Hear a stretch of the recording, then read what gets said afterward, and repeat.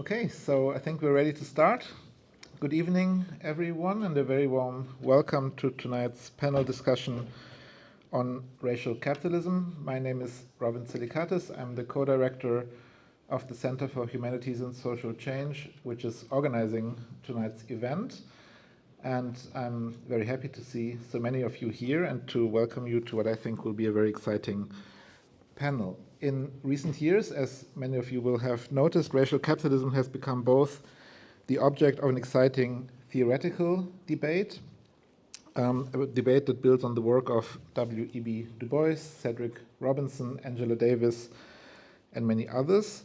And also at the same time, it has become an important reference point for radical social movements such as the movement for Black Lives that are often deliberately misframed as in terms of a politics of identity, while I think their engagement with racial capitalism shows that that's indeed not their primary orientation.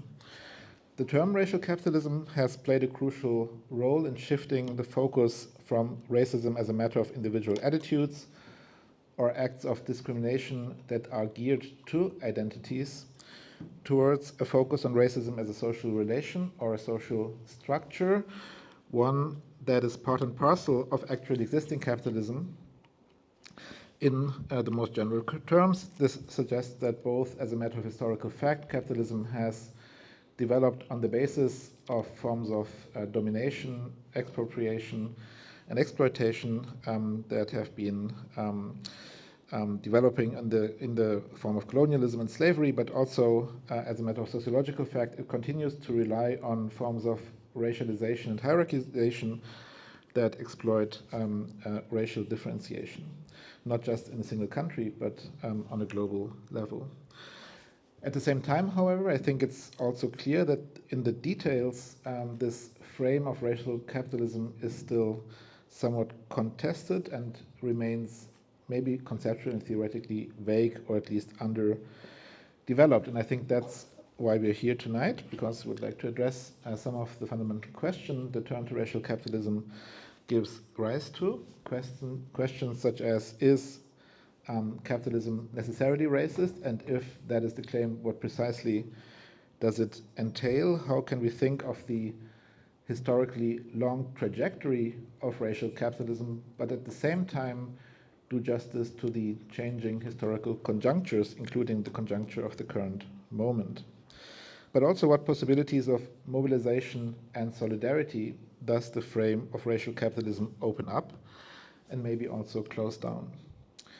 To explore these and related issues, we are very fortunate to have three fantastic panelists here with us today: Manuela, Bojadžijev, Nancy Fraser, and Bafta Sarbo.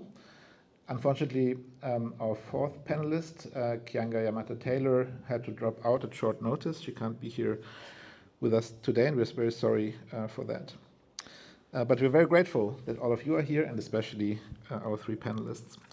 Manuela Bojadžijev is professor of European ethnology and also at the Berlin Institute for Empirical Research of Integration and Migration at the Humboldt University. She's also part of the Transforming Solidarities research project and has published widely on questions of racism, migration, and the changing nature of capitalism. I just want to mention her really groundbreaking early book, Die windige Internationale. Not sure what the best English translation would be, but maybe the breezy international, but it's highly recommended.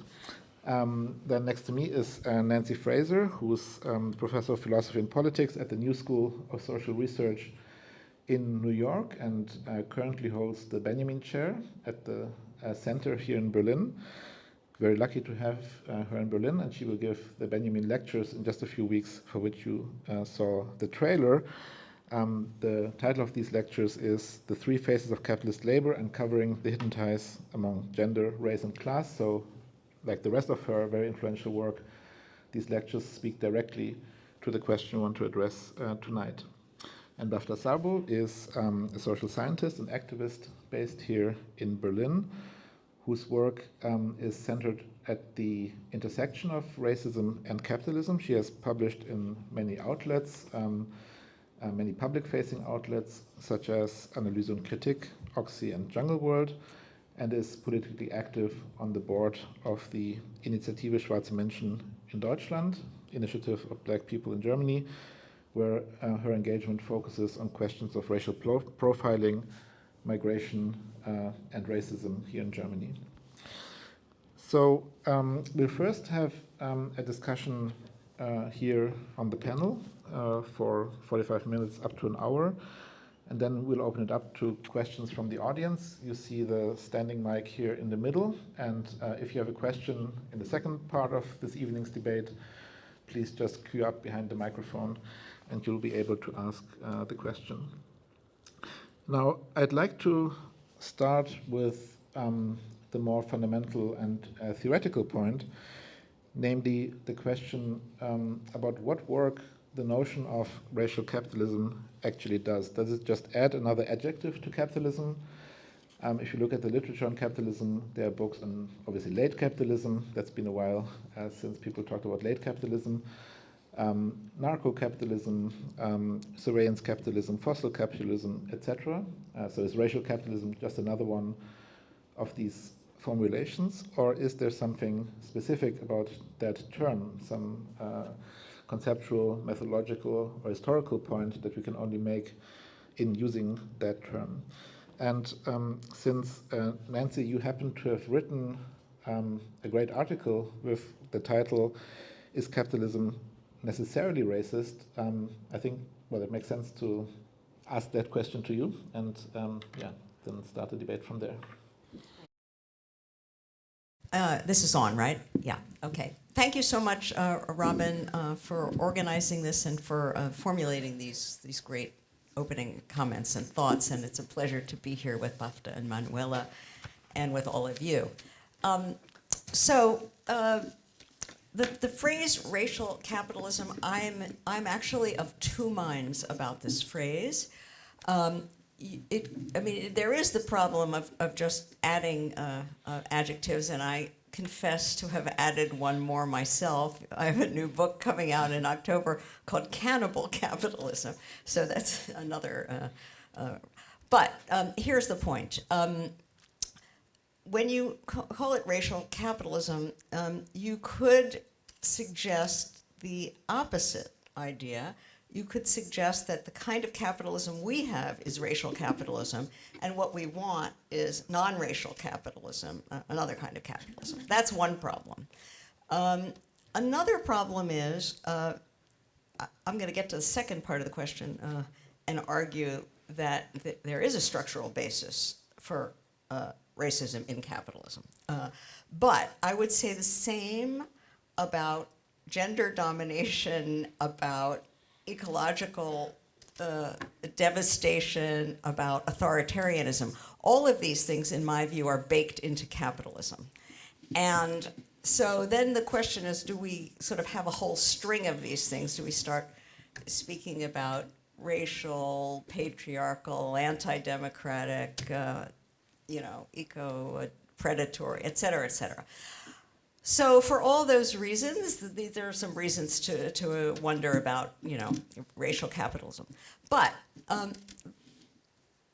sort of, militating in the opposite direction would be the conjunctural question about what work it does now to say this at a moment where we're seeing a tremendous revival of anti-racist militancy, especially among young people. And, I think it's been, in my lifetime, as a US-based, observer of this scene, it's the most important break of anti-racist militancy since the 1960s and 70s. So this is a really important moment politically. And and that is why, as you suggested, Robin, people want to use this phrase again, and maybe to honor those activists and their projects, it makes sense to speak about this. But still, from a theoretical point of view, I'm going to, anytime I do speak of it, introduce some of these little doubts that I have. Okay, but let me get to the heart of your question, which is, let me see exactly what it is. What makes capitalism systematically racist? I think it is systematically racist. I don't think it's an accident that for 500 years, capitalism has been deeply entangled with racial and imperial domination. And by the way, I'm going to put those two things together, racial, imperial, because we have two forms. We have, the sort of question of racism within a given state framework, two-tier, two-class citizens, and so on and so forth. And then we have the whole geography of the world system, which is an imperial system and has been from the very beginning and still is after the end of direct rule colonialism and so on. So what is it about all of this that makes this this entanglement with racial and imperial domination and capitalism so persistent? To my mind, it has to do with the fact that capitalism doesn't work if everybody is paid wages that cover their full living costs. It actually requires a division within the global working class between those who are, quote unquote, merely exploited, that is, who receive wages that cover their living costs, although granted not much else, on the one hand, and those who are not, do not have actionable rights and state protections, and whose labor, therefore, is not regulated by contract and by law, whose labor, therefore, is not fully free, even in the double free sense that Marx meant, propertyless, but able to sell it, and who are therefore have a different status. I think that the essence of race as it functions in capitalism is that you are exposed to the possibility and the reality of violation. That you are unable to, you've been deprived of the means of self-defense, you're deprived of state protection, you're deprived of actionable rights that you can call on and make good on. And so there's a sense in which you're constructed, to be constructed as expropriable as opposed to merely exploitable, means to be constructed as violable, right? Subject to violation, if not at every moment in actuality, always as a looming possibility. And for reasons that maybe I shouldn't speak this long, but for reasons that I won't spell out in a more technical way, I think that this is a status, a standing that the system needs. I don't think profits accumulate. And here this is a disagreement with Marx and with most Marxists. Profits do not simply accumulate off of surplus labor time, surplus value, but also require a whole lot of other cheap inputs that are basically made available below cost without payment for their reproduction. And that is the case with expropriated labor, as well as with nature, as well as with many forms of care work. Now you could see why I want to talk about cannibal capitalism. It's a system that cannibalizes a whole set of background conditions that are necessary for exploitation. Exploitation is no picnic, don't get me wrong, I'm not in favor of it. But there's a structural imbrication here. So I talk about the two X's, exploitation and expropriation.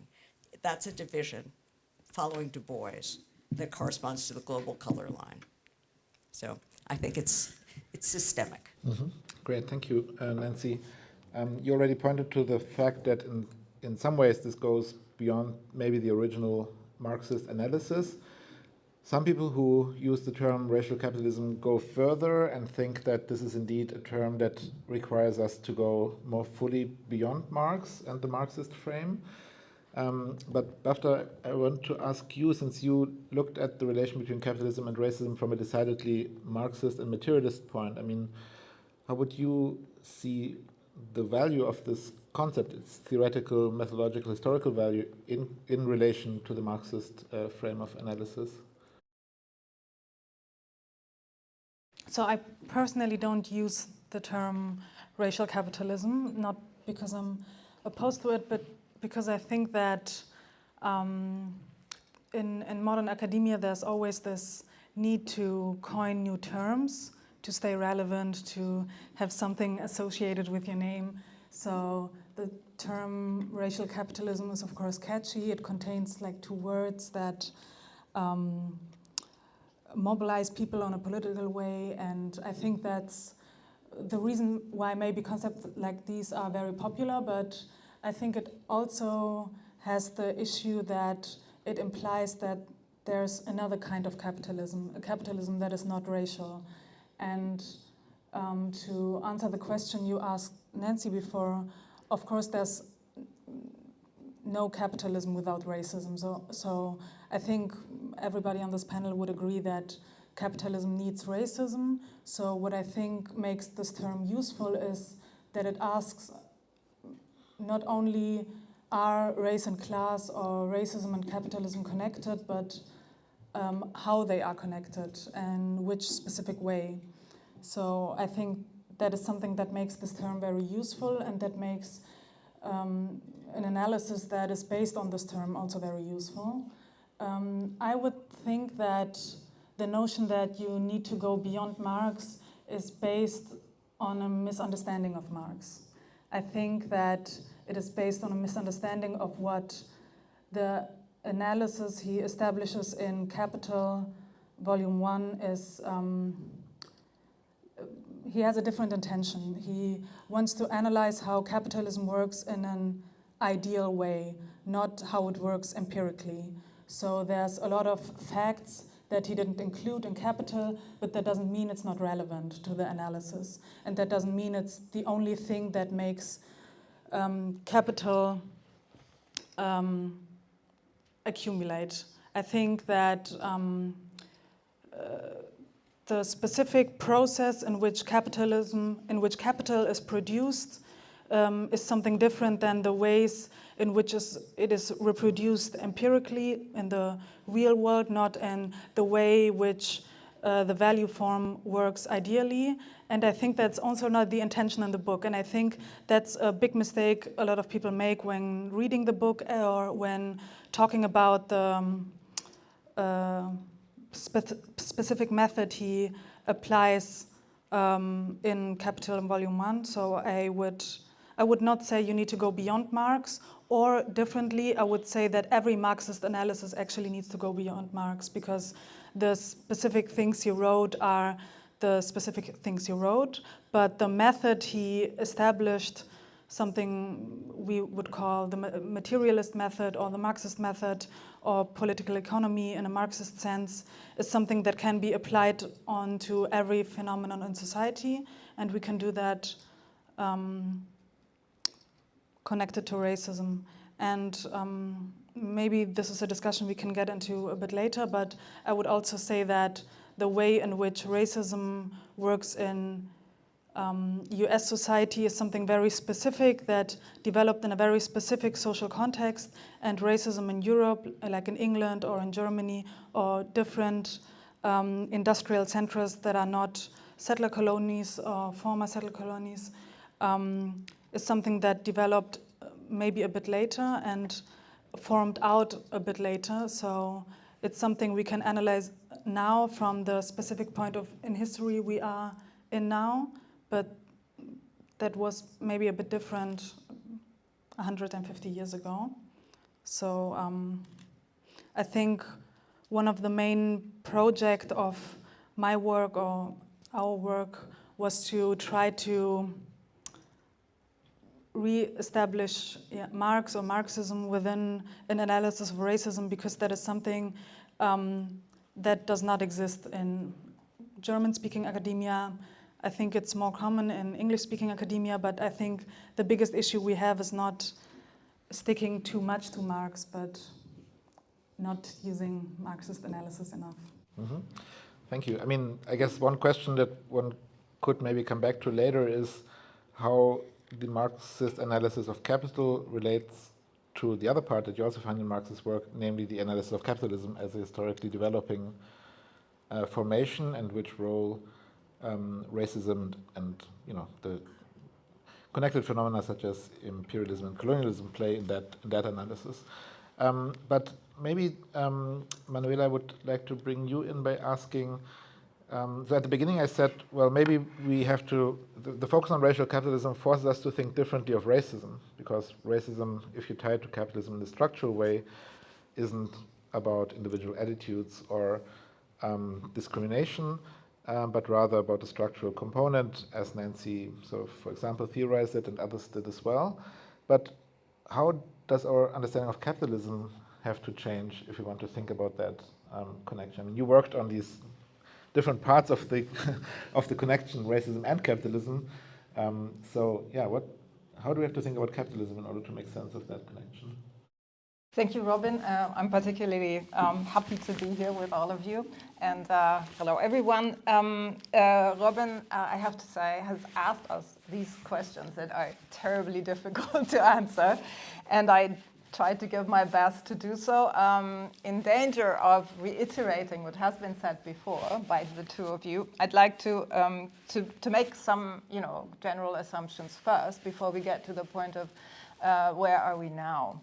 But let me begin by saying that I'm incredibly happy that this event is taking place, and I'd like to thank all of you that this is actually happening, because the two topics, especially in Germany, capitalism maybe less so, but racism definitely, haven't been discussed in a broad way, not in big auditoriums, certainly not in an academic arena for a very, very long time.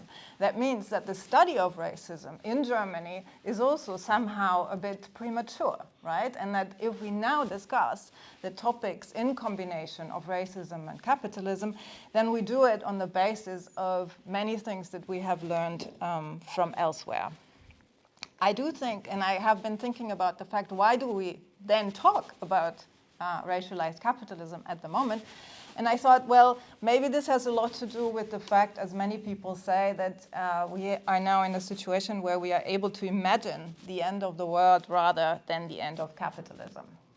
So we have an idea about the end of maybe this certain way of production and reproduction now, and where we begin to openly come back to that question, we have to say, about capitalism. I'd like to honor what Nancy also already did, the activists for whom I think they are responsible about the very fact that we are now talking about these issues. It is the anti-racist movements in Germany that have reformed after the attacks of Hanau and Halle here in Germany, and in the wake of the Black Lives Matter movement. And I think they all insist on the racism as a structural problem in our societies. So it is you who has put this on the table again, and I'd like to honor you for this. Okay. So now let me begin addressing the first part of your question, Robin. I would like to combine the question about the adjective before capitalism with the suggestion, following actually Nancy Fraser, to preferably speak of racialized capitalism rather than racial capitalism. This term seems more correct to me, but even if the majority of the discussion in the US speaks of racial capitalism, which I'm well aware of. And I'm going to come back to this at a later point.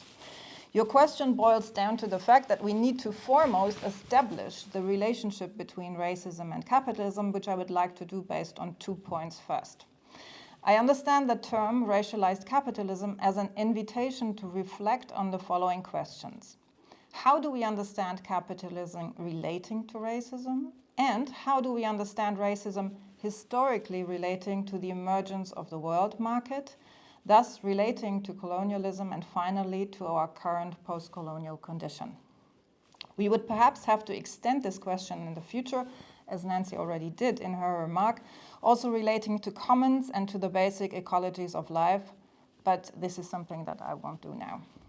To do so, we need to consider that the term racialized capitalism seems to oscillate between what we usually address as economic and what we address as political forms of power.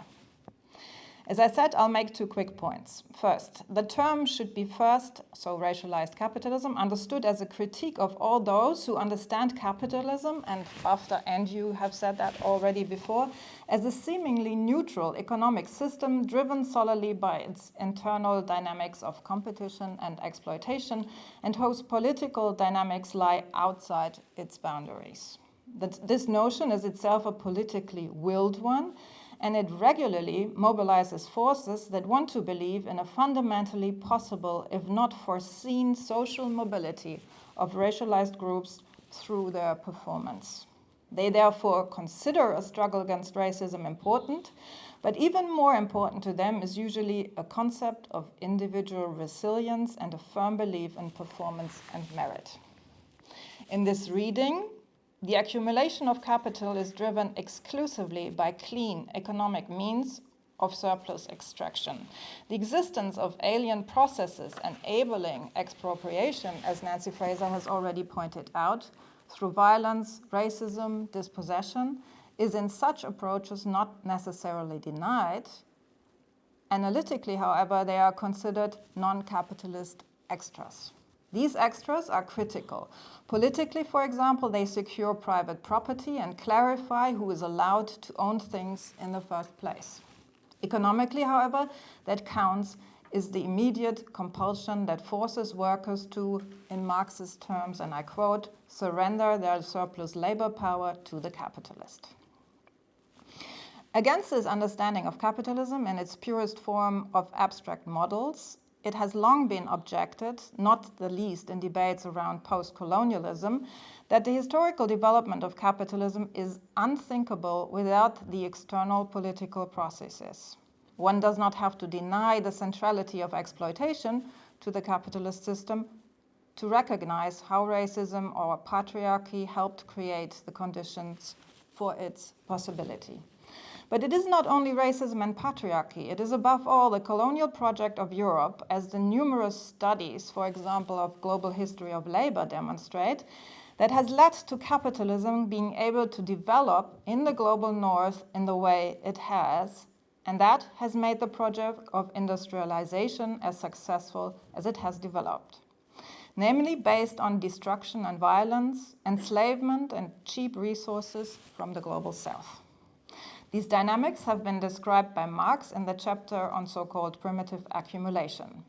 And this argument is important because it does not declare this accumulation to be a prehistory of capitalism, but it is still today as real as it is constitutive for the emergence and development of a capitalist mode of production.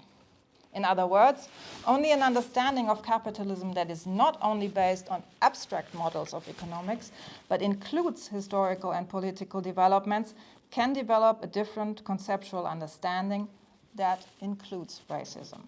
That can also include gender or sexual relations or our social relations to nature.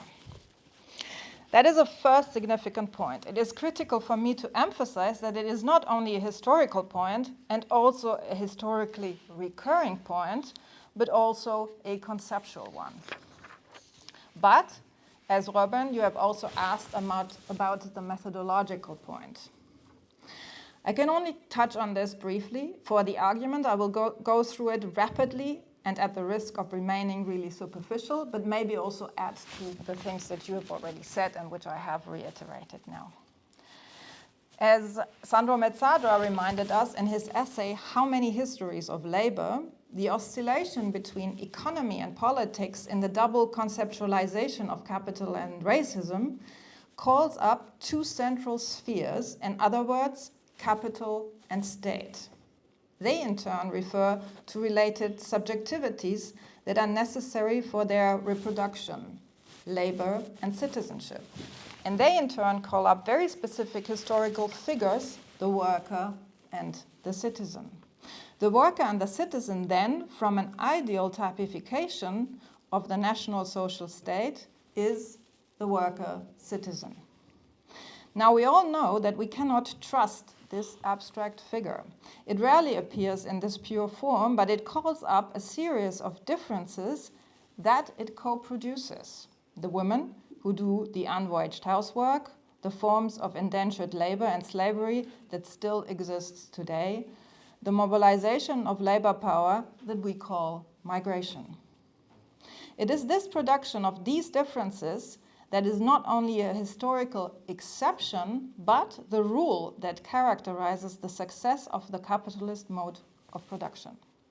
Thus, co-production also means a necessary condition of reproduction of capitalist social relations. This means we are dealing with a set of historical figures of labor, one of which is an abstract, ideal, typical one that conglomerates all common characteristics of exploitation, and at the same time, other figures that can be described historically concrete and that can be situated in geographical specific sites of expropriation and exploitation. So my second point is that between the living ideal of a worker citizen and the concrete and living forms of labor, there's a whole spectrum that in turn calls up other names. The women, the blacks, the migrants, the refugees, the overexploited, and so on. Or class, gender, race, if you will. In other words, if and insofar as we want to put these categories in relation to a capitalist mode of socialization, one could say, and this is my last point, which I cannot elaborate now, but which I can mention, one could say in an adaptation of an insight by Stuart Hall, race can be seen as the modality of how class is lived. Thanks, Manuela, for this intervention.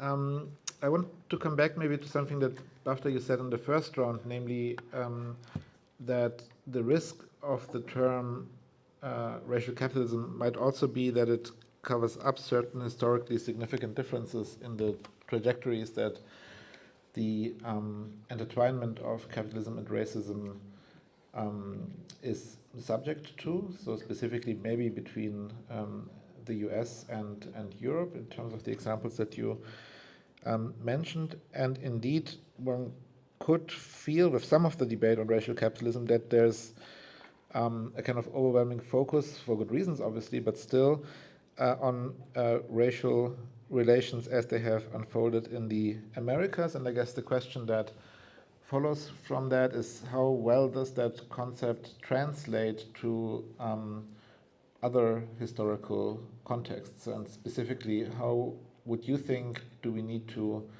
reinterpret or reconstruct the concept of racial capitalism in order to make it adequate also to the specificities of how that entanglement between capitalism and racism articulates itself in the European context? So if you would like to speak to that, it would be great. Thanks. Okay, so I obviously can't answer the question on how to apply the term, but I think the difference between the analysis of racism in the US and in Germany is the very historical context in which the analysis of racism in the US developed, especially after slavery and then in the 70s after the civil rights movement, to ask how can racism as a social structure exist without the specific racial discrimination that existed within the segregation era or before with slavery. And I think the specific social relations within US society that followed from these social relations that existed within the US as a former settled colony is very different than the kind of racism that exists in Europe. I think Etienne Balibar already wrote this down in his, 1988 essay, What is Neo-Racism? I think it's the English title. When he said that when the directions of migration changed, so in the colonial era, a lot of settlers from the industrial centers migrated to the colonies to settle down there and to establish a specific system in which they were the minority but still needed to establish some kind of racial domination, to the post-colonial era, beginning from the 60s, in which racism needed a different kind of articulation because the directions of migration changed. So a lot of people from the former colonies moved to, especially to Europe, to England and France. In Germany, this kind of migration was not post-colonial migration, but what we know as classic labor migration, Gastarbeitermigration in German. And I think you need to ask yourself maybe different kinds of questions, because the context in which the racism within European societies emerged is a very different context in which racism in the US context emerged. And the question, how can racism still exist, even though we abolished all the legal barriers that we thought we needed to abolish, is maybe a different question than the kind of racism that formed in Europe that also justifies itself in a very different way, that in which it is easier to justify the own racism based on migration, and there are people coming from different countries and destabilize Europe, or, you know, the arguments.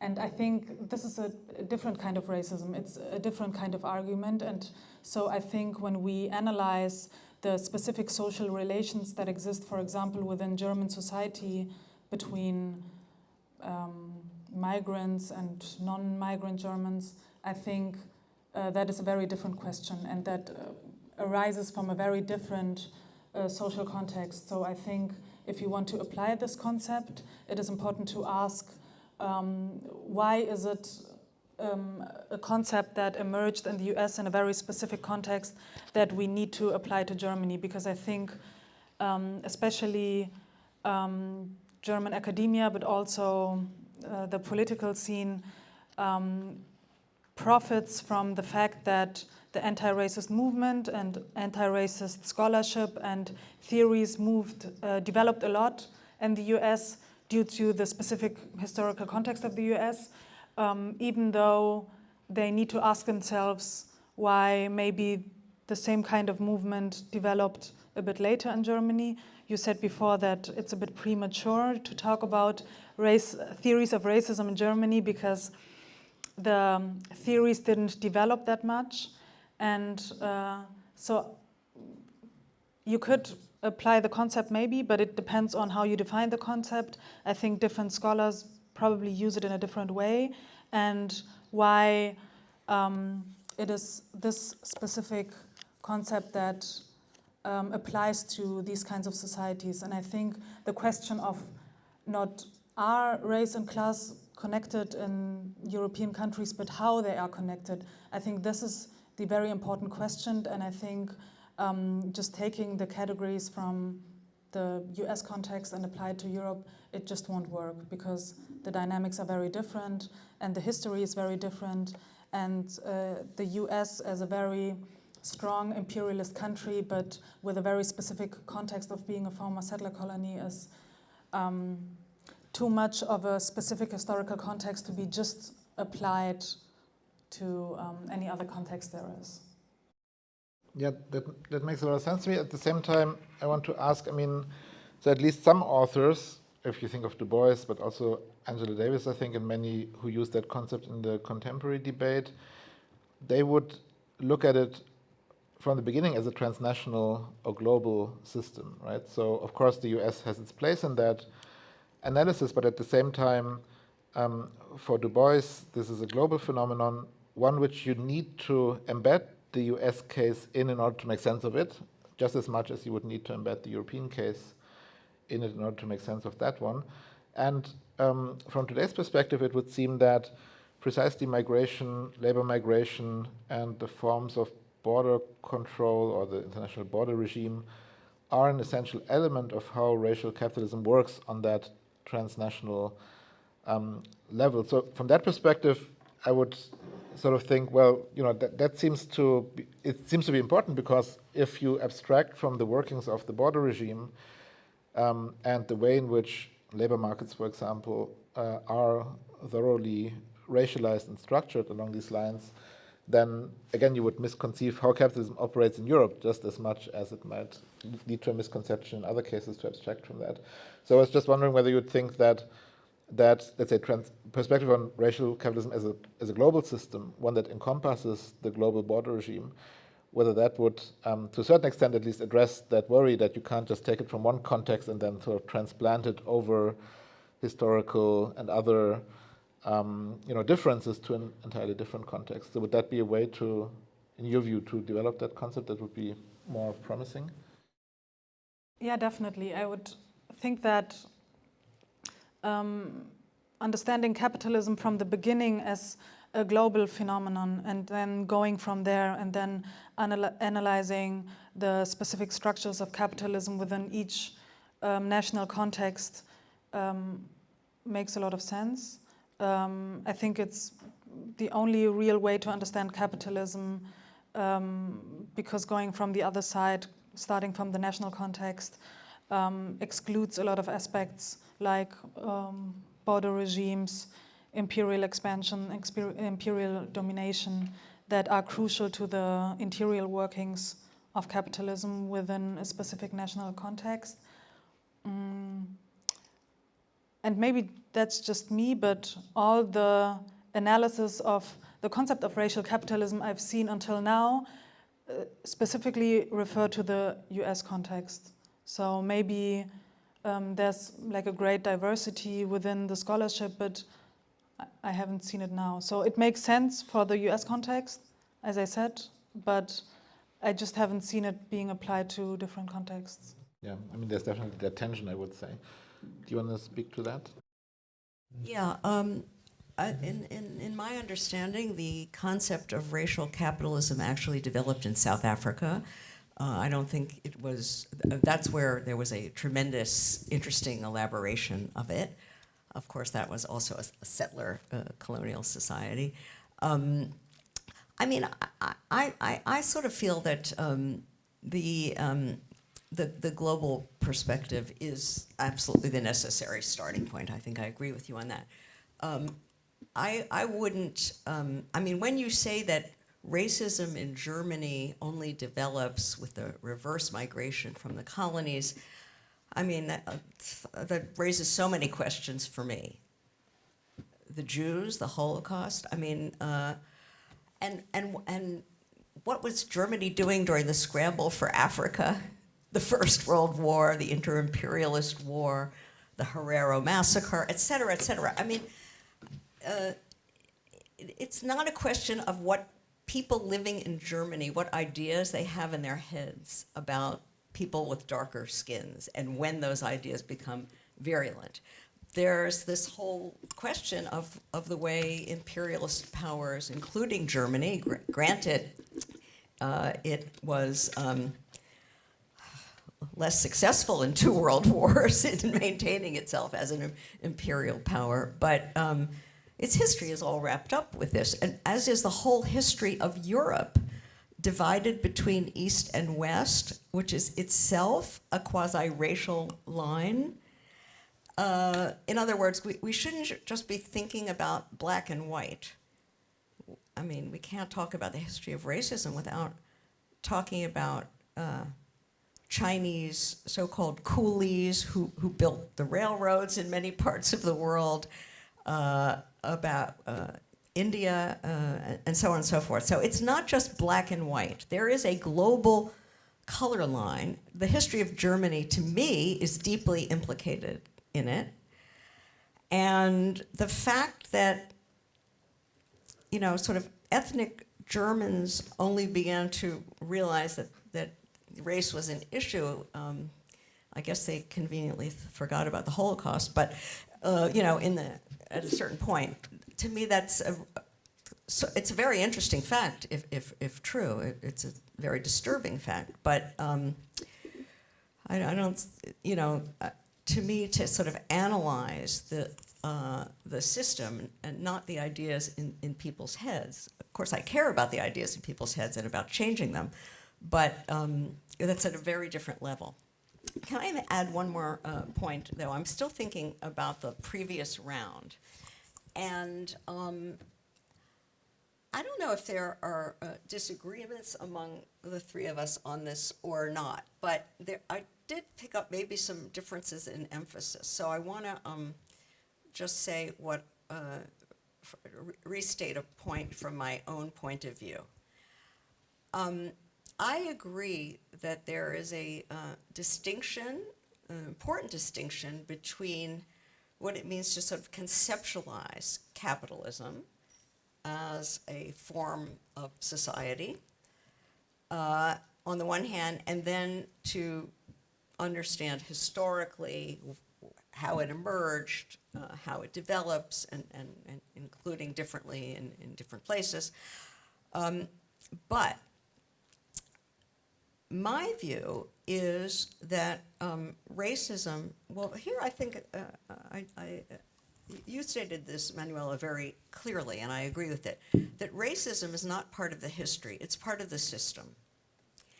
And that means to me, and I love Marx's Capital, believe me, I teach it all the time, but I think we can go further than he did at the level of what the system is. Not that he had the system and now we do the history. I think we can say more about the system than he said. And I don't know if that's going beyond or building on or whatever it is, but that's what I'm trying to do in arguing that expropriation is a sort of a structural feature of capitalism, and that if you want to write a book called Capital and how it expands and so on and so forth, you need to say something about that, and not just as something that happened a few hundred years ago in order to proletarianize the people who are then going to go into the factories, but as something that is ongoing and that plays a functional role and is imbricated with the exploitation process. So that's how we get from there to history and how we get from there to the ideas people have in their heads, complicated questions. But at least at this level of what the system is, I really want to make the case that racialization, but also gender asymmetry and so on, are right there in the system, as is the ecological stuff. Can I maybe, sure. Yeah. I think there was a misunderstanding, I just wanted to correct that. I think my point maybe came across a bit differently than I meant it, because I didn't want to say that racism in Germany started in the 60s. I think that would be absurd. I thought it would be clear that that's not what I mean, but I wanted to say that if you look at racism today and ask yourself the relevant questions relating to the main issues that arise within political movements or within the everyday experience of migrant people in Germany, you come to a different point in history. And the point that Balibar made about neo-racism was a point I think very much applies to Germany. So that's what I wanted to refer, and I wanted to say that the different kind of migration that arose in the 60s in Germany is not a post-colonial migration. Obviously, Germany didn't have any colonies anymore at that point, so it needed a different kind of migration, the labor migration that started in the 1950s, and that a lot of the kinds of racism that structures modern Germany is related to the kind of labor migration that was organized after World War II, and the kind of migration management that exists within Germany and that structures the relationship between exploitation and over-exploitation, if you want to conceptualize it. And I think that is very much connected to migration in Germany and not a specific history of colonialism that exists and that still is relevant to a lot of racism issues in Germany. I mean, I myself work on these issues, but I think that just taking the kind of racism that exists, for example, in the US, but also in Great Britain, which is maybe like very differently than it works in the US, also doesn't apply to Germany because it has a very different history, because it has a very specific history, and that's what I wanted to highlight. So I hope it's clear that... Can I just add that the US has its own racism that has nothing to do with African Americans and slavery, that has to do with migrations. When people go into the street and shout, "You will not replace us," they're not talking about black people. They're talking about Latinos and Mexicans and so on. So this whole problem of labor migration and border regimes in the post-war era is quite general. That's not to say it's exactly the same every place, but there are general things we can say about it, I think. Okay, let's turn to Manuela and the question of how this, sort of the long historical trajectory and the systemic logic that the term racial capitalism attempts to capture relate to the need to think in the historical trajectories and conjunctures of the specific constellation we're looking at. So how do you translate between these two levels at which I think this term necessarily operates, in which we have to mediate? Yeah, thank you. So I think what we need to establish, and I think that we're all on the same terms with that, is that once we go away from a purely academic economic understanding of capitalism, then we are actually able to understand all these connections and conditions of the reproduction of capitalism based on racism, based on colonialism, based on expropriation, exploitation, etc. But then there's a couple of other questions that historically are fundamental, and this is, of course, that we know forms of racism before the emergence of capitalism. Or we can discuss this, right? We also, I think we also need to understand, and I think we do agree on that, that while capitalism as a global condition is something that has established itself globally, there is a whole variegated way of how this happens, right? And the mixture of those modes of productions that are taking place in different places and how they relate to each other, how they condition each other, etc. And the same is probably true to racism. I think there's a variegation of racisms across the world and a different way how they connect to the matters of exploitation and expropriation. And I think that Europe is a particularly interesting place because there are, and I absolutely agree that the experience of migration is as pertinent to the US context as it is to Europe. But of course, you have certain forms of racism that that encounter each other here, that come into dialogue, but also into confrontation here. Historically, these are anti-Semitism, anti-Muslim racism, or Islamophobia, however you want to call that. You have a certain racism that is related to migration and refuge. You have a racism that is directed against Roma, Romnia, and Sinti. You have an anti-black racism, if you want to call it that way. So then the question comes in: how do we see these connected to each other? Right? Is there something that we can say combines all of them, and that would, in a very same way as the abstract figure of the worker citizen, these, the racialized subject. This is one thing that I think is a matter of discussion. The other thing is that in terms of the development of racism in relation to issues of class, of course, what we can see is that that the history of the underclass or the lower classes is steeped in racism, and it has always been linked to racist narratives about working peoples, right?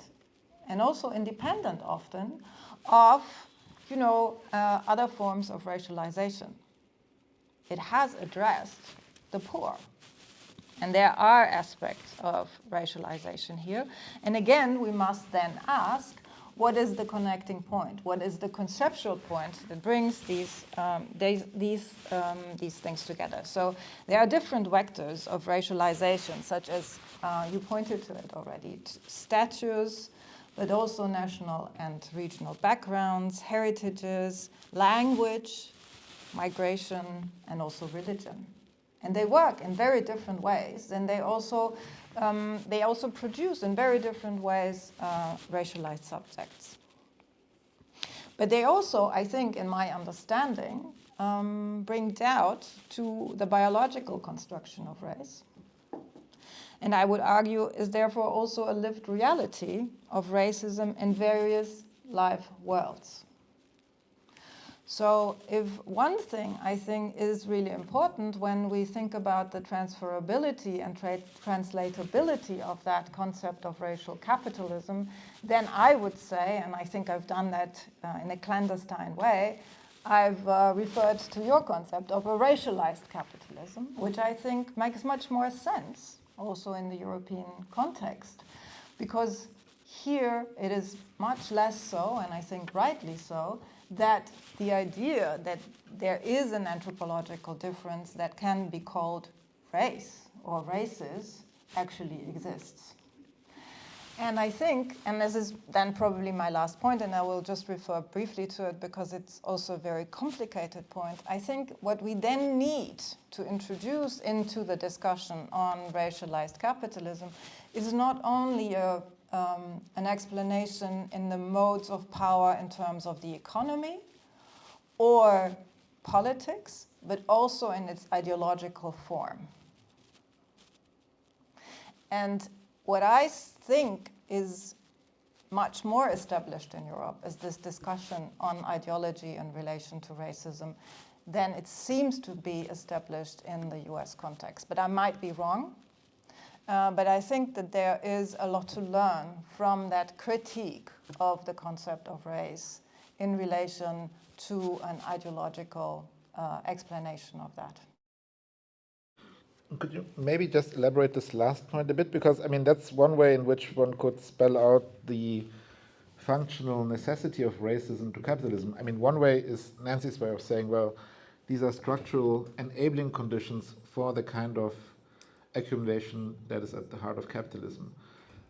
So, making sure that there are these inputs of expropriable labor.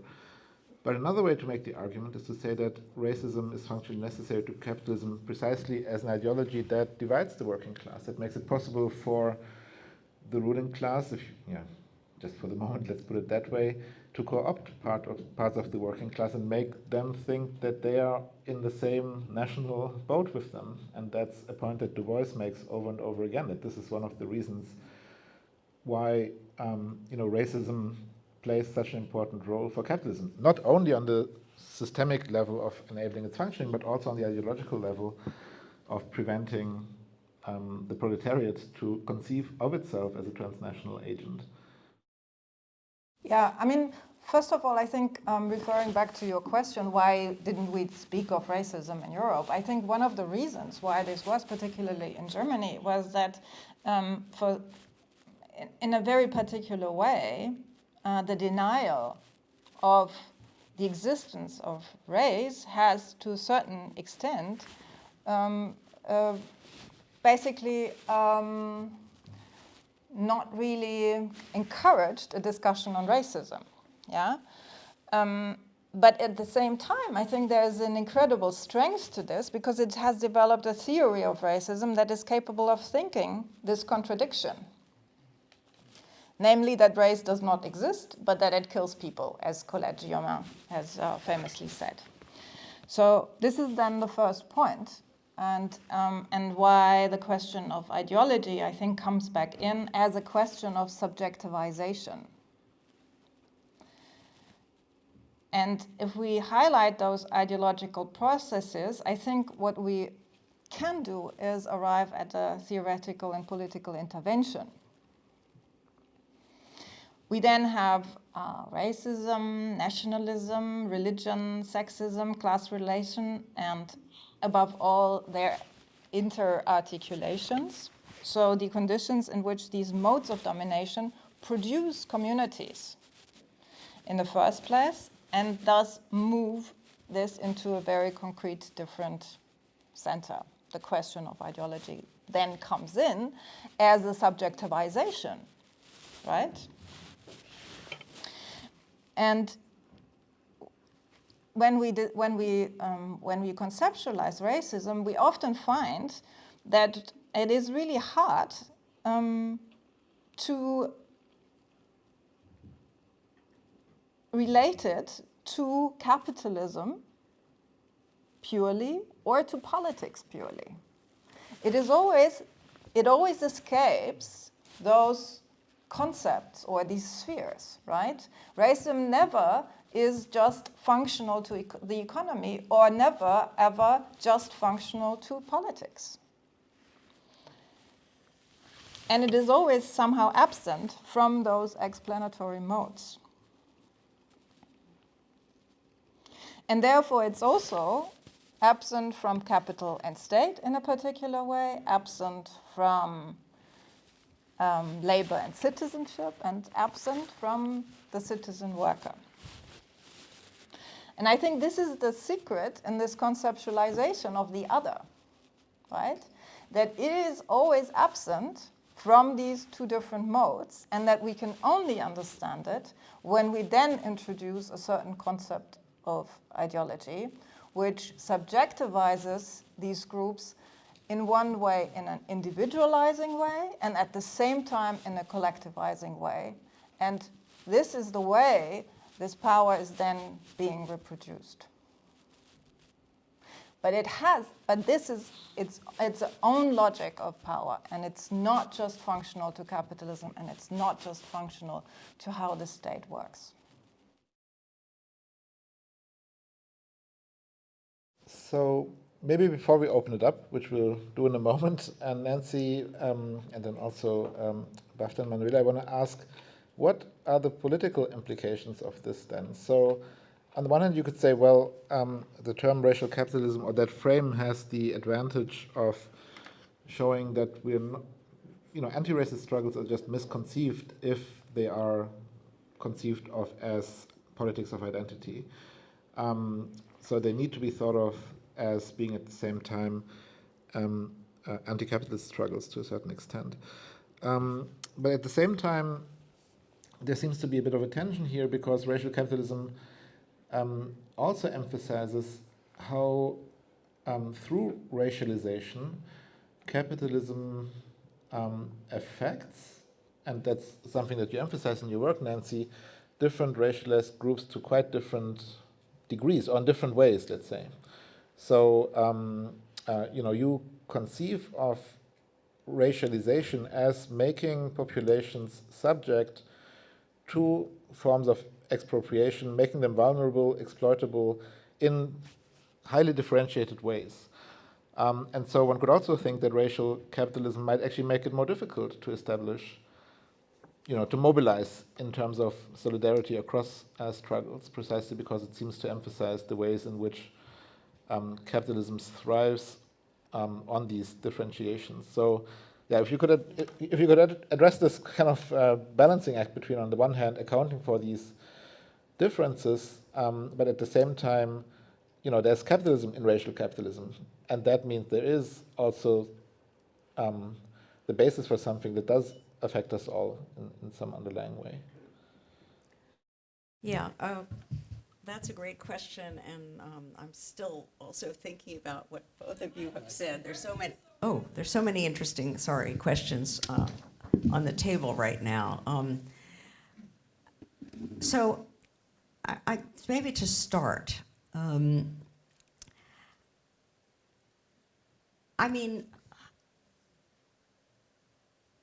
I don't know how to start. Let me. So, I worry about the possibility of kind of over disconnection of the ideological from the political and the economic and the material. Just going back to and that has political implications as well, which I'll explain in a minute. But what I'm thinking is that, I mean, ideas about race, and they are, highly illogical, have a huge unconscious dimension, and so on and so forth, mutable and so on. But they're not invented out of nothing. They have to, in some way, connect with people's lived experience as they interpret it, and so on. And so I want to start with what it is they connect to. I'm not someone who does a lot of work on ideology. I think it's extremely important, but that's not, what I think I can best do. So I leave it to other people. But I'll just tell you that I'm on the side in this very rich and interesting debate of Oliver Cromwell Cox, great Caribbean American sociologist, writing a little later than Du Bois, not too much later, what's the right order? Caste, Class, and Race, or maybe I've got the wrong order. Great book. Anyway, he makes a sharp distinction between race and racism on the one hand, and ethnic antagonism and prejudice and so on and so forth, which he thinks are as old as the hills. But there's something very different that happens when ethnic antagonisms become racialized. Speaking of which, there's the current issue of New Left Review has a very interesting article by Loeb on just this question: how do ethnic antagonisms become racialized? For Cox, it has everything to do with these questions of labor. Now, to Robin's point, I don't believe that it's accurate or to be too. I'm not saying you were suggesting this, but you raise, at least hypothetically, the idea that it's an intentional ruling class strategy, divide and rule, much too conspiratorial. The fact of the matter is that today, it's basically the corporate classes that want immigration. And they are anti-racist in their way, vis-a-vis the right-wing populists who don't. So the situation is a lot more complicated. The system incentivizes them. That has nothing to do with what they think in their heads or believe in their hearts. The system incentivizes them, I would say, to try to secure cheap inputs that increase their profit rates. And one way in which they do that, if they either is by employing semi-free or coerced or unright workers not endowed with rights directly themselves, or by using inputs that those workers produce elsewhere for other firms in there, right? And so on and so forth. So there's a deeper way in which the accumulation process incentivizes this, in my opinion. And this has a great deal to do with race, even for, I don't know, who could I cite? George Soros, I'm sure, is an anti-racist. I'm sure there are all kinds of anti-racist capitalists at this level of mindset, but it means nothing in terms of how the thing actually plays out. Okay, let me finally come to Robin, to the question about what the politics of it are. For me, and it follows just from this point, anti-racist politics cannot be articulated as a moral perspective, as an ought. It cannot be the politics of altruism on the part of those who are not the targets toward those who are. The only way to build durable, lasting coalitions of the scope and power that are needed is if everybody believes they have something to gain by joining that coalition. White workers have to be shown, have to be taught somehow that they are harmed too. And by the way, now here we do get some differences probably to Germany and the US. In the US, this is not a hard argument to make. Just go to our Rust Belt where, the life expectancy of the average white man is in the 50s, where people are reeling from opioid addiction and God knows what else. The white working class are also victims. They may have very bad ideas about what the cause of their trouble is and who's to blame and so on. But the key to me is to make the case that their lives will improve too, and I'm sure they will if this kind of coalition develops. So again, I'm focusing, as usual, on the sort of material side of this. And if there's one problem with anti-racism as I encounter it today, it's despite all the talk about racial capitalism and that it's structural and so on, there's still a very heavy moralizing side to it that is too focused on microaggressions and bad behavior and bad thoughts. And not only is that not the right level where you ever make change, it's just not the right way to build a coalition. Bafta, you've also written on this and urged anti-racist struggles to not push for equal opportunities within the structure of domination, but rather to, let's say, join the struggle for systemic change, including for a changed economic system. So, yeah, how would you relate to what Nancy just said?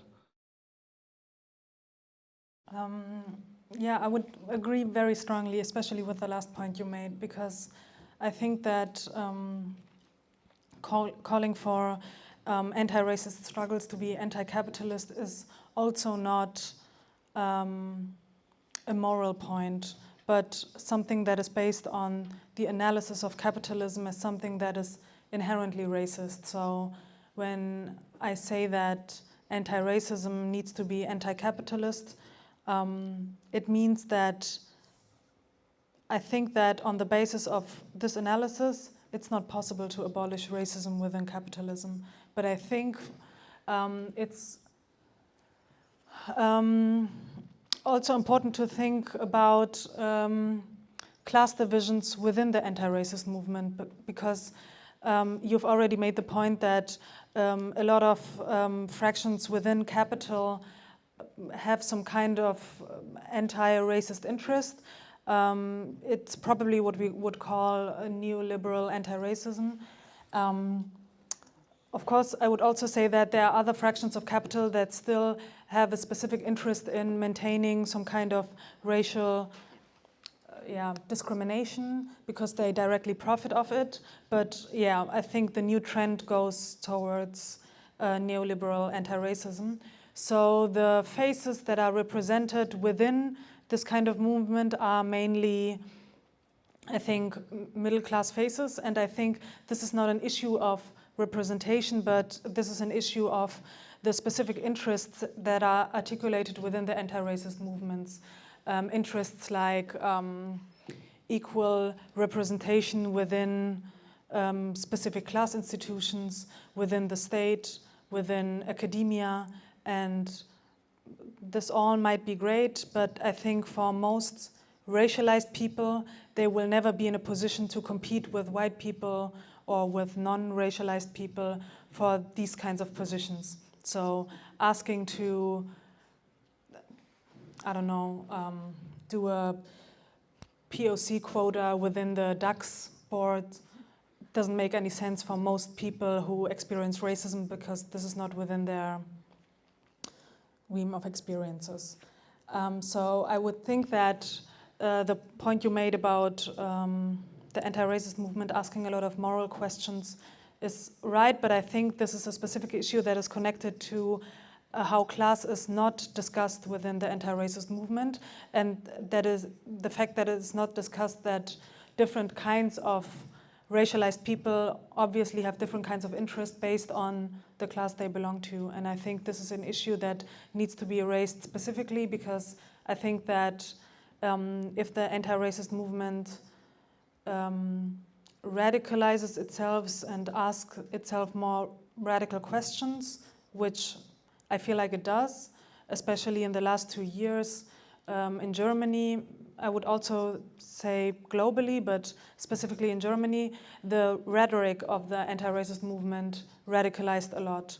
But it's still not connected to a more radicalized praxis. It's still the same praxis as, I would say, 10 years ago, but with more anti-capitalist, more anti-police rhetoric. And I think that's a good thing, but it needs to translate itself into a praxis. And I think that is very much connected to the question of class within these movements and the question of which class interests are mainly represented in the questions these movements raise. Because questions like police violence, this is not a question where class is completely irrelevant. Manuela quoted Stuart Hall before, who said that sometimes race is the mode where people experience their own class within. And I think when we look at, for example, racist police violence, this is something that like in a huge majority people from specific class backgrounds experience, because the police is more present in poorer or working class parts of the city. And the kinds of criminalizing is very connected to the criminalization of poverty. And so an anti-racist movement that emerged out of protests against racist police violence very explicitly needs to ask itself the class question. Thanks. Yeah, I'll hand it over to you, Manuela, in a second. And also, I would already invite you to line up at the mic if you have a question or a comment. Just two very brief remarks.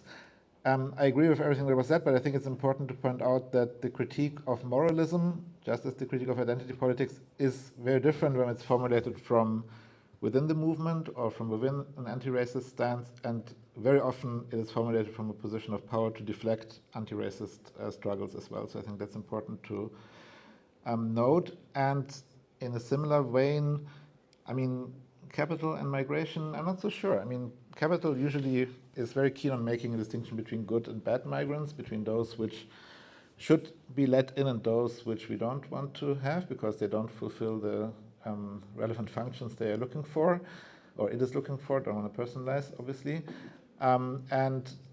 So, you know, I would think that it depends on the on the details of this analysis. I don't think capital, as such, has a pro-migrant stance, and the way in which no borders or open borders is something that migrant movements struggle for is very different from the kind of vision of the border regime that capital envisages. But maybe that's something we can come back to in the discussion. Manuela, would you like to say something about the politics of all of I try. I think this is the most difficult question.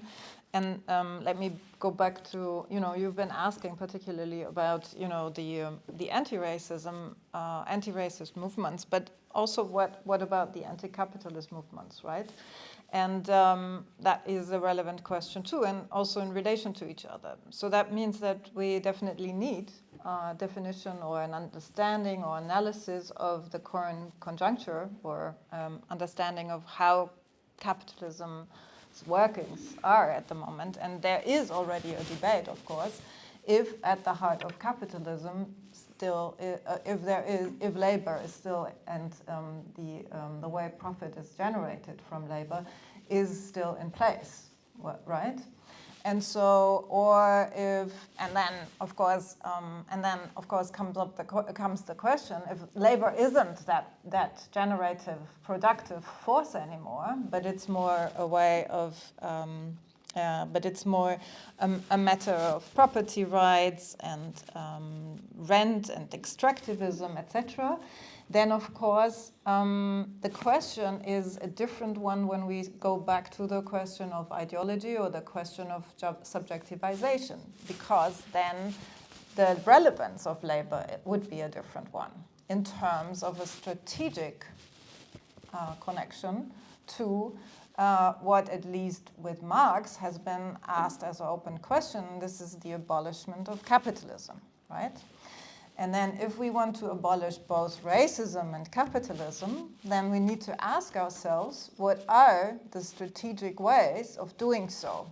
And at the risk of, going into a direction that may not be helpful, is that when Marx conceptualized the role of the working class, or the proletariat, if you will, as its political figure, then it was because he saw in them, or in this group, the possibility of the abolishment of capitalism. So it had, above all, a strategic function, and not so much one that had to do with, or necessarily to do with identity politics, or who concretely these people are, right, or what they think. And I think that there is a point that we need to take from this thought and ask ourselves in relation to how are the workings of racism today, and how are the workings of capitalism today, to which I think we haven't discussed enough in this round yet. And then from there, I think we can then pose those political questions, right? And if, and then this is my last point, I think that there is a point that has been made in these discussions, and this is that there is a subsumption of life as such, right? So that it's not only labor that is subsumed anymore, but that the way that we live and our living conditions are the matter of capital, of subsumption. Then the question is, who are the subjects that want to regain their conditions of life, right? And I don't have an answer to this, but I think that this is definitely it must be a very diverse movement. Definitely up for reconstitution. So, are there any questions and comments? Yes, please come forward to the microphone. And I think we'll take 2 or 3 and then give the panel a chance to answer. So, yeah, please go ahead. Yeah. It's on. Yeah. Thank you. Thanks so much. I wanted to ask if we could expound on this question of political implication, even though. Could you take your mask off? Of course. If you can hear me better, yeah, much better. No, I wanted to ask if we could expound on this question of political implications, even though I appreciate Manuela's intervention to say we need to do more analysis before we can talk about concrete steps. But I was really curious about the question, or Nancy, you spoke about incentives, and you touched upon sort of concrete political steps. You talked about labor in the US and working classes. But on the one hand, I'm curious, it since we touched upon stuff like abolitionism, should we be speaking about incentives at all? Or is it about a whole other kind of radical shift? But whichever side on that coin you choose, in your eyes, what would be sort of the one most prioritized political step you yourself would take or would advocate for? Thanks. Okay, thank you. Yes, please, next question. Yes, thank you for the talk. I have one smaller question. I think I noticed that the term intersectionality has not been mentioned by anyone. I wonder why. And the other question is concerning the relation between the racial capitalism as a global system and white supremacy and anti-black racism. I wonder, do you think that it's more like a system that produces different positions that are privileged or deprivileged, like, and it's more of a historical coincidence that white people take in the privileged position and black people the marginalized position? Or do you think that there's something inherent to the concept or logic of whiteness or blackness or whatever that marks them as privileged, deprivileged? I hope that was clear. Thank you. Thank you. Let's take one more. Yeah. Hi, thank you all for your remarks. I have two questions. One is kind of back on this topic of functionalism. I'm wondering if maybe you can get some more clarification regarding functionalism, specifically the kind of statement that there's a little bit of functionalism inherent in the statement that racism is structurally necessary for expropriation, which is in turn structurally necessary for capital accumulation. And so how should we understand this functionalism? Is it analytically functional or is it historically functional? And if so, or if it sort of falls on one side of that distinction, should we understand the emergence of racism alongside the emergence of capitalism? Or is it something that sort of gets swept up in capitalism and then becomes sort of more salient as capitalism develops? And then I sort of have a related question about sort of race corresponding to being marked for expropriation or for violence or violation. Does this functional definition of race give us ground to transcend what we might normally think of as racial categories? So might we sort of need a sort of expanded understanding of what a racial category is if we define it in this way? Thank you. Thank you. So let's have a round of answers and then we'll proceed with the questions. Who would like to begin? Bafta, would you begin? If you want to. My answers are kind of all over the place.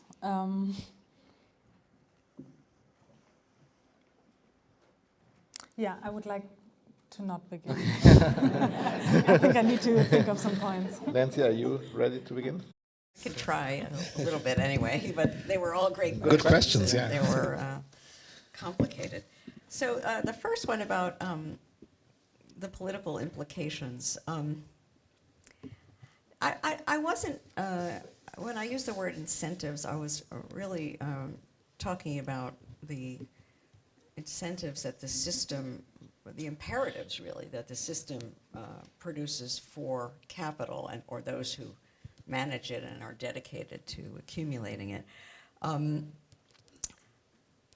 mean, I think that the one step, it's not really a step, but I think what's needed is some kind of a anti-capitalist, counter-hegemonic bloc in which various different but potentially allied social movements, labor unions, left-wing political parties, and all kinds of organizations could come together. And I think what makes this not a totally idle thought at present is the seriousness of the present crisis, including the hegemonic crisis.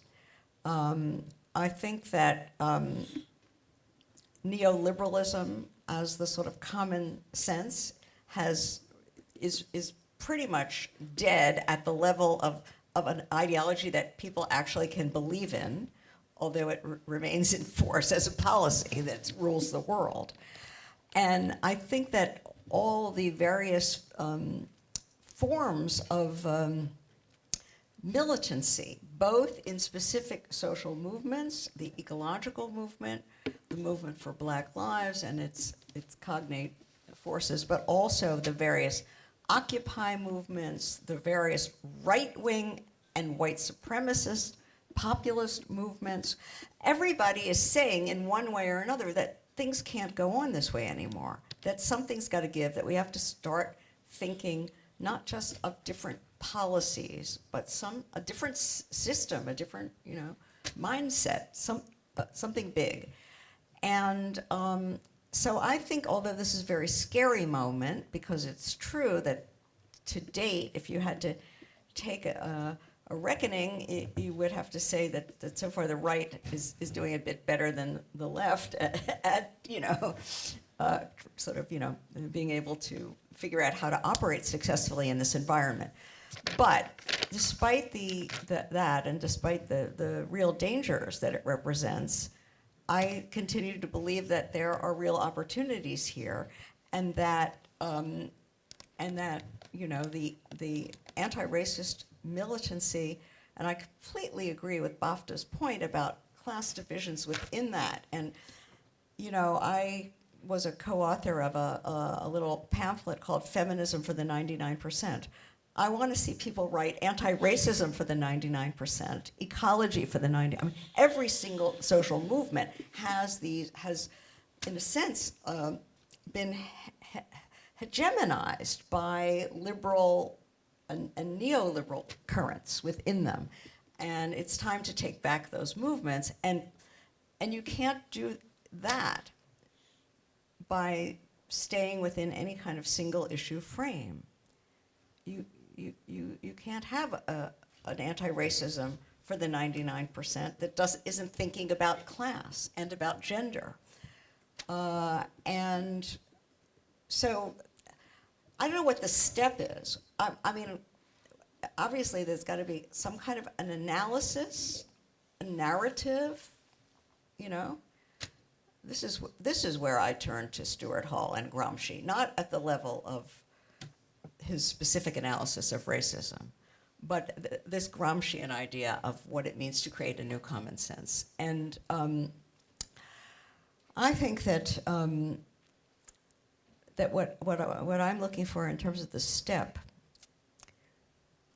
I mean, what is our equivalent to peace, land, and bread? What are 3 simple words that we could kind of build this common sense around that would be, really broadly important and meaningful? I don't know the answer, but those are the terms in which I want to think about it. I said all of that just about the first question. I better let other people. Well, we have to be selective, that's true. So, Manuela, would you like to give a selective answer?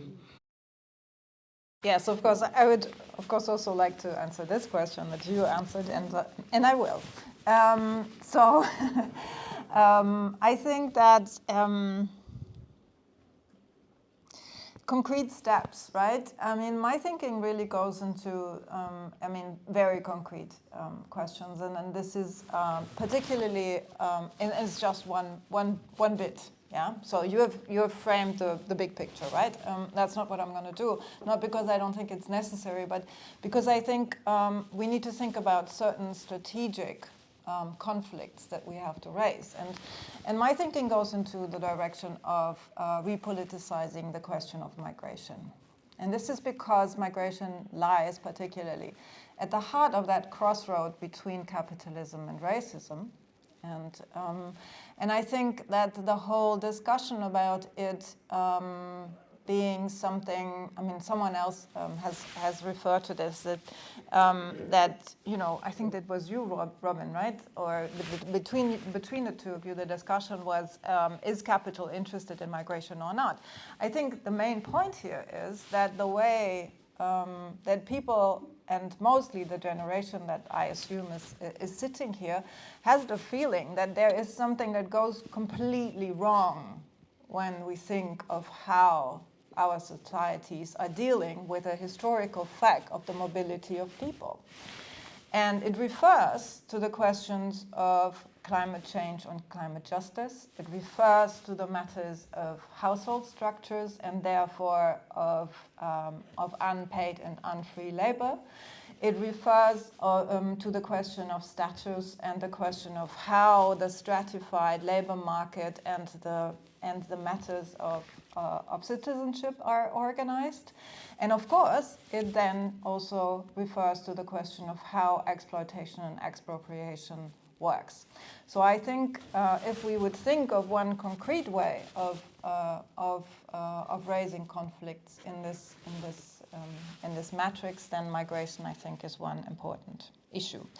If I'm going to really very briefly only refer to that question of functionality that was asked, and I think that what is important to me is I think that, and this may be a trick, but you will hopefully understand it, that I would rather not speak of a systemic racism to capitalism, but more like a structural one, particularly because I think the term structurally refers to a relational concept in which contradictions are implemented. And I'm interested in these contradictions that come out of structural matters, rather than the understanding that it is systemic and therefore just basically the lubricant that makes the machine run. And that's I understand that's a very brief question. Yeah, answer, sorry. Thank you. Bafta? I would also start with the question of functionality, because I think that the question of whether racism has existed before capitalism or if it just swept up with capitalism itself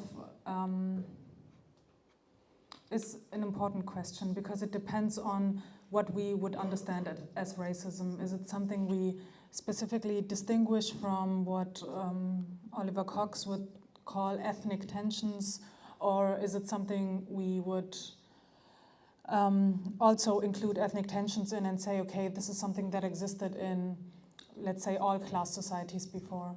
But I think that the specific kind of racism that we talk about today swept up with capitalism because the global structure that formed with capitalism allowed a specific kind of racism to emerge that wasn't, I think, possible before, because the kind of the global we know today didn't exist before. There were different parts of the world that were kind of their own worlds. They were kind of closed off, and of course migration existed before, travel existed before, but not to the extent that exists today. So the movement of labor, or the kind of movement of labor that capitalism created, also created the possibility of racism to emerge in the way that we know today. So I would say that maybe racism existed before, maybe you can identify something that is very similar to today's racism in other class societies, in feudal societies, or in other kinds of societies. But I would say that pre-capitalist racism is very different than the global kind of racism that exists today, because I would also say that it is something very much connected to imperialism, to colonial expansion, to the global aspect of capitalism. I would also, to the political implications, say that maybe this is something that needs to be included more into political movements, the transnational aspect, because if we understand that capitalism is global, of course the resistance against capitalism must also be global. That doesn't mean that it's not necessary to organize in a specifically local way, but I think that the question of if we connect the question of racism to the question of imperialism, of course the question is also how do we connect social movements like the anti-racist movement, like the climate movement, to social movements or social issues that exist within the global south. And I think that is a very important issue that sometimes gets swept under the table because the struggles and movements and issues in the global south are not as visible in the imperialist centers. But they are very much crucial to capitalist accumulation and also the possible success of, I think in your question you called it the universal proletariat. Yeah. So that's maybe not a very specific step that the movement needs to take, but I think it's a very important aspect. Maybe just briefly to the question why the term intersectionality wasn't used, I think the concept of intersectionality is sometimes a bit different because everybody uses it in a very different way, but in the end it wants to raise the point that race, class, and gender are connected, but doesn't ask the question how these concepts are connected. So it doesn't really say anything other than the fact that things are connected. So I think that is something that is very clear to everybody at this panel. So whether you use it or not, I think the fact that these categories are connected and we need an analysis that highlights how these connections affect political struggles, but also daily lives is something that is necessary, but it doesn't need, I think, the term or the concept of intersectionality. Okay, so we might come back to the question about white supremacy, but before that, let's hear the last 4 questions. We have to end on time, also because of respect for our colleagues from the technical department. But let's hear the 4 questions, succinct, please, and then short answers from the panel, please. Okay, I mean, mine will be relatively brief. It's actually about the discussion you had concerning the differences, the specificity of like racial capitalism in Europe and in the US, and how they actually have those specific things that we also might need to address. I mean, Nancy Fraser also talked about the issue of the Holocaust, right? It's just like when we think about the racial discussion, we generally try to look at it along the lines of like racial violence between like whiteness and blackness, but there is like, we should also like talk about anti-Semitism, Islamophobia, etc., which we all do here. But recently I really thought about this question. So first of all, I would like to hear your opinion on the Holocaust and the ways in which we talk about it along the lines of racial capitalism, because capitalism is also a part of it. So I really would like to hear your opinions if you have any concerning ways to look at the Holocaust along the lines of racial capitalism. And the second question I have is Black Lives Matter's movement gained a lot of impetus and visibility, especially in Germany, as far as I saw it in Berlin. And I also think about it like, is it possible to say that by sympathizing with that movement that like emerged from the US, that it becomes possible to circumvent the racial problems and shortcomings in Germany, such as the discussion that we can have concerning like the Gastarbeiter situation, the gas workers that were also like used for their capitalist labor at the time, for the revival of Germany in the post-war era, the migration situation that we have as a way of like sustaining the capital disparities in Germany itself. So I'm just wondering, is it possible to see it along the lines that this sympathy also is exploited to conceal the racial debate in Germany as a topic? So, thank you. Hello, thank you for the talk. I have two, mask off, okay. I have 2 questions because I heard Nancy Fraser saying that she is like largely neglect. Can you understand me or not? I didn't hear. Could you hear? Better now. Okay, sorry. Because Nancy Fraser said that in her analysis she is largely neglecting like the inward perspective of people. And if I understood that right, I wanted to ask if the perspectives of like, especially like Black people or people of color isn't like irreversibly interconnected with the perception and how they move along structures, and that it also refers to what I often heard from my parents, who also like read a lot of Marxist theory, and they're also always like criticizing me for being like centered on identity or like talking about identity, and that they say it's a more like materialistic problem. But and that is my second question, because you said if I understood it right, that you were wondering why like topics like racism are only like arising in Germany now for like the mass, and I was wondering that that is exactly the point, that the inward perspective of people and like this connected consciousness of having an identity, like being Black, being German, is only like arising now. And yeah, I hope I don't know. I hope my question is clear, but yeah, I was just wondering if you think that this shouldn't have like a more important role in analysis, and also that collective identity in like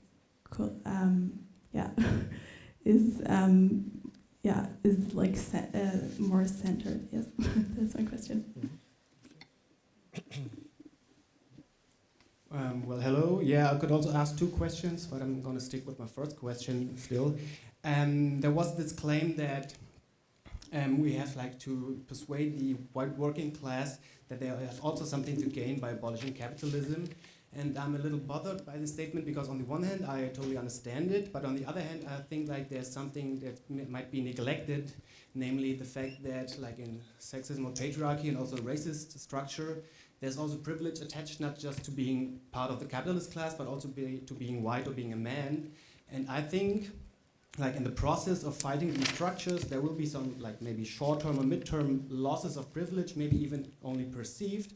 So the question is, maybe you might elaborate a little more on like the grounds of solidarity that might be created among like white people and people of color in order to fight racism and capitalism as well, or even maybe we don't need a ground, I don't know, but I would love to hear something about this. Thank you. Thank you. And the last question, please. Hi, thank you. Du Bois talks about the black general strike when talking about some instances of anti-racist resistance and also migration in the 19th century. So today, do you still think the strike or strike action is important as a tactic in overthrowing racial capitalism, when some people have argued that the age of the strike is long over? So should we go strike or riot or both? Thank you for this succinct alternative. Before I hand it to the panel for short and selective responses, let me just remind people or ask you again if you wouldn't mind filling out using the QR code to fill out. I was asked to do that, so I'm doing it, to fill out the form. So we have at the end. Okay, I'll say it at the end again. Sorry, I thought I have to say it before the end so that you guys have time to do it before you storm out of this building. Well, at some point, look at the QR code and please help us. Manuela, would you like to start? Yes, I begin. Because it's at the heart of, it's the heart of what, it's at the heart of things that are important to me. I would really want to say that racism is not a new issue in this society. Of course, it has been long an issue for people who are living here. And it has also been raised as an issue, and there has also been a long-term development of racism theory and analysis for decades here, including a Black women's movement, publishers, collectives, etc. in the 1980s, for example, that are really, really important. They have done really, really important work. But also, of course, the tradition that has been mentioned of the strikes that were organized by guest workers, so-called guest workers, migrant workers, etc., who were always also articulating matters of racism. So it would be really wrong to have this idea that I understand many new activists and generations always, have, that they think they are the first ones to raise certain questions. I think one of the most important things as an activist is actually to go back to history and to look on which shoulders we stand. So I think this is very important, and someone has asked if the Black Lives Matter movement actually, if there's a danger that because of that movement, all these other histories will be forgotten. And I don't think so. Of course, it depends on the understandings of racisms that we develop. It depends on the solidarities that we develop. It depends on the level of emancipation that we are actually able to develop. But all of these things are not exclusively, or they don't exclude each other. So in this respect, I would say that capitalism produces the differences that we are talking about, and therefore it is always a matter of, when we talk about racism, we need to take into account the ways people are being exploited and expropriated. And this is something that does and is in an inherent relation to racism and the formation of those differences, but it also goes beyond it. And this is also, in my understanding, the ground on which emancipation and solidarity can rise. Thank you. Nancy, would you like to go next?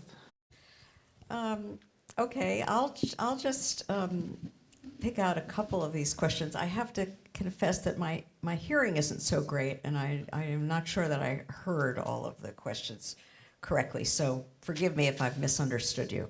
But let me just say something about the last two, both of which, to my ears, evoked Du Bois, who I have a kind of a love affair with. So the general strike, what he meant was, at the height of the Civil War, enslaved people simply walked off the plantations and joined the lines of the Union Army. They basically reappropriated their labor from their masters and transferred it to the Union Army, where they worked, if not in combat, as cooking and maintaining the lines and so on and so forth. That he called that a general strike.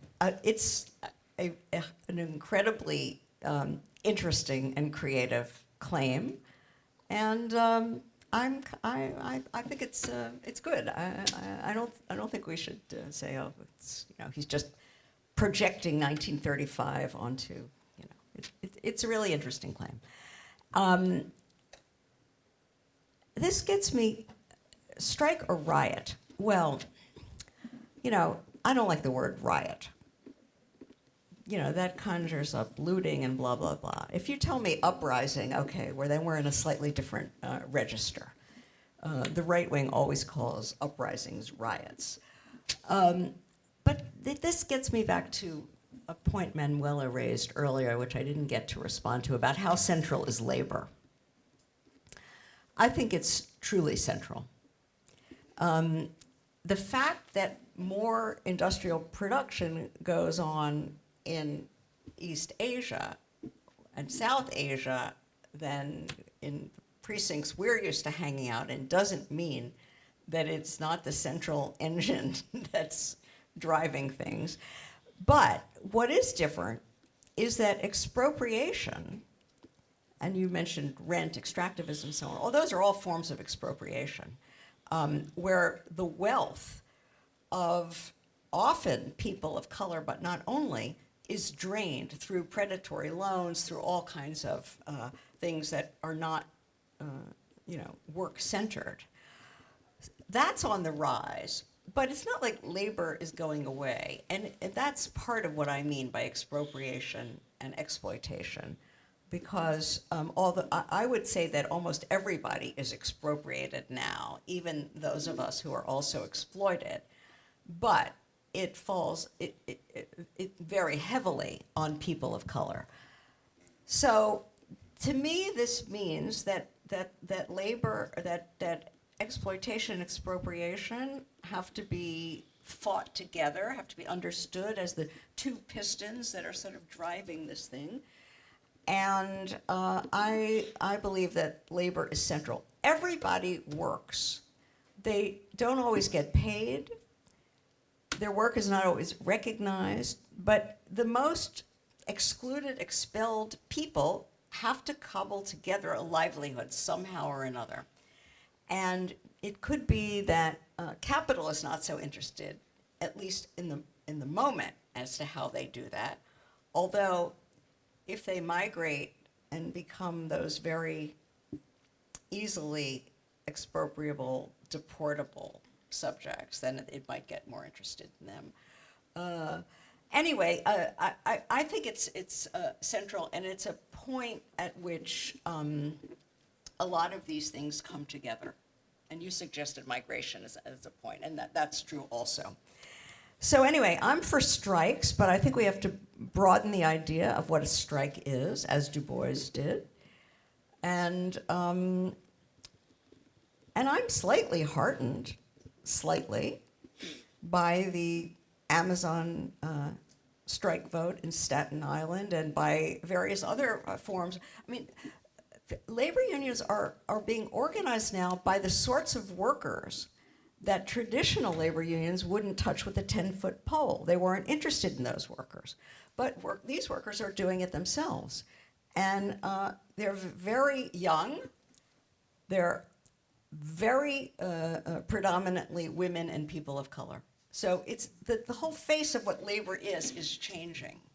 I think we just have, a sort of old image of it.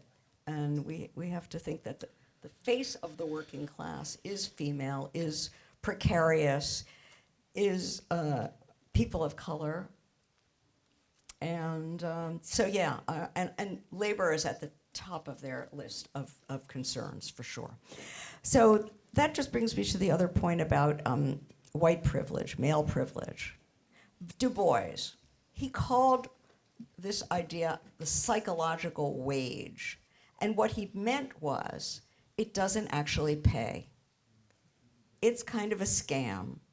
It's something you get because your real wages are remaining very low, your money wages. And it's a psychological boost, self-esteem or something.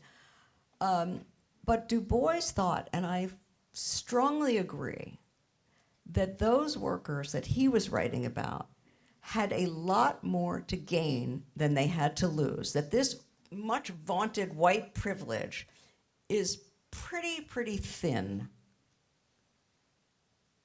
And if it's not, frankly, if it's a real privilege, and if half the human race that happens to be male or something close to male, if they have real privileges, then we are done. We will never change anything. We will never change anything without them. Those privileges aren't that real. And we have to make the case that what you get in return is really worth it. Thank you. Bafta, some final thoughts? The projector already shut down, so I think we really have to come to an end soon. Okay, I will keep it short. I wanted to say two things. To the question of the Black Lives Matter movement, I think the fact that it's something that happened in the US definitely made it possible that I think it was about 100,000 people that came together in Berlin, and a few 100,000 people in all over Germany. And there are very similar cases to the case of George Floyd that happened in Germany, like Uri Jallo or Aridi John, and the demonstrations that tried to remember these racist police killings didn't collect that many people. In the same year, the racist murders of Hanau happened. A few months before, the anti-Semitic attack in Halle happened, and there were all kinds of demonstrations, but no demonstration collected 100,000 people. So I think it's definitely something that is connected to two things. One, that a lot of young people are politicized through social media, and of course labels like Black Lives Matter fluctuated a lot on social media. It's also something that is for some people it's only a hashtag, so there's not really a need to be active to connect political principles to this movement, etc. So I think that makes it easy for a lot of people to get behind Black Lives Matter, even though they may not agree with the political incentives if they were from Germany. I also think that the racism that exists within US society that makes it possible for Black people to get shot and killed every day, of course, exists within US society. So for Germany as a society, it's easy to look at the US and say how bad the racism there is, how bad Black people are treated there. But if you ask them the same question about Germany, they will say something like, oh no, it's different here. There are really criminals here. Or there are illegal immigrants here, they are not illegal there. So it's very possible for them, I think, to shift the racism that justifies this kind of violence in the US versus the same kind of violence that happened to people in Germany by German police. So I definitely think that movements like this need to push the fact that it's not enough to get behind Black Lives Matter or to be against racism in a moral sense that points the finger at other societies but doesn't ask itself how racism is structural to German society. So I think when you talk about Black Lives Matter, it's always important to bring it back to the issues that exist here. So even if it's only connected to Black people living in Germany, I think it's not the same kind of solidarity that exists for Black Lives Matter. It's also a whole different thing connected to other categories. Yeah, and the other point I was trying to make was the question about identity politics. I think that this is not a very new contradiction or a very new question. We talked about the fact that there's an anti-racist movement in Germany that existed in the 80s. There was already a movement that existed in the 1920s that was broken apart by the rise of the Nazis, but that asked itself the very same questions. There was a black movement of communists in Berlin, in Hamburg, in Germany organizing, asking themselves the same kinds of questions, the discussions about class versus race, which one is more important, which is the category we should focus on. It's the very same discussions that exist within the movements right now, and not from a like a right-wing critique of identity politics, but questions that rise up within these movements as very practical questions that come up when you come together and discuss the kinds of issues that they discussed in the 1920s, like colonialism, the racist prejudice that existed within German society, but also the questions that arise now. And I also wanted to say something about the general strike, and that's my last point. I had a lot of other points, but I will give them up for this point. I think the general strike is not something that was just like a form of protest that is in fashion and is out of fashion now, but something that is connected to the analysis of racism and to the analysis of how capital is accumulated through labor. So withholding labor and stopping capital accumulation and the production of surplus value is the most important weapon the working class has. So I think the general strike will be a form of resistance that can't be out of fashion or that can't be old-fashioned because it's connected to how capitalism functions within, and also the question why the universal proletariat is the subject of this revolution, not as some kind of moral stance, but as a structural point that follows the analysis of capitalism. Yeah, I think Thank you so much, Bafta, Manuela, and Nancy. Thanks everyone for participating, and thanks to the technical staff for being so patient and making all of this work. Well, have a nice evening and hope to see you soon at the Benjamin Lectures, June 14th to 16th.